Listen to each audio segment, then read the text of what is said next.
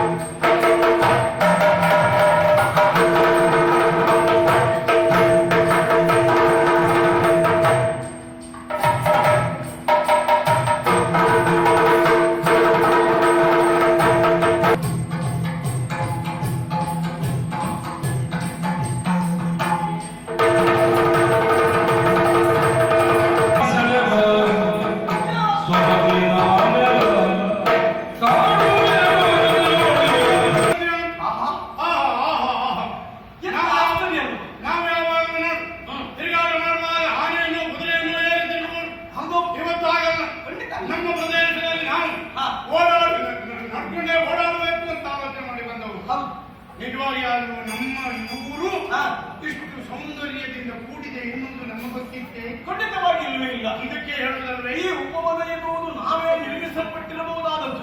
ಆದ್ರೂ ಒಂದ್ಸಲವೂ ನಾವು ಇಲ್ಲಿ ಬಂದವರ ವ್ಯವಸ್ಥಿತವಾದಂತಹ ಉಪವನ. ಇದಕ್ಕೆ ಕಾರಣ ಏನು ಕೇಳಿದ್ರಿ?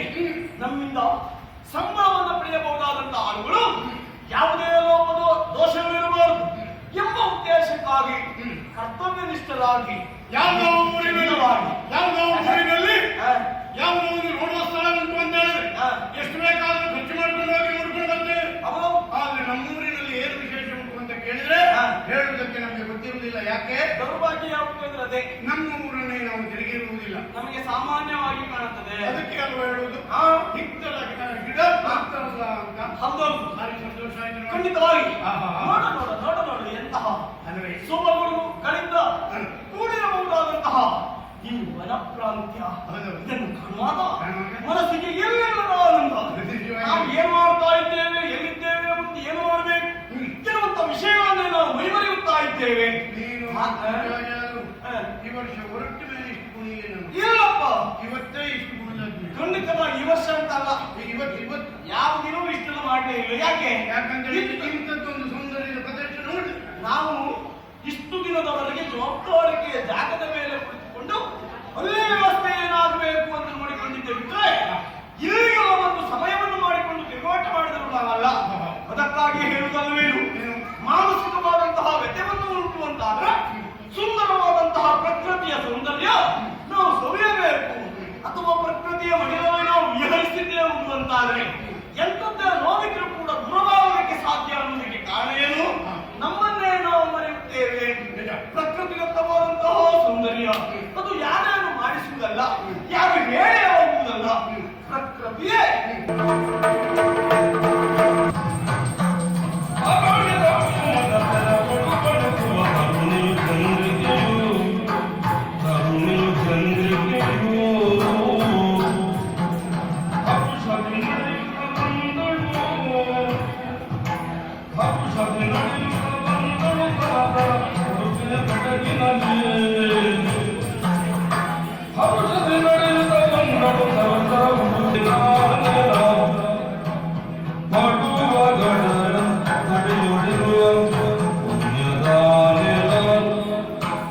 ತುಳುವಿನ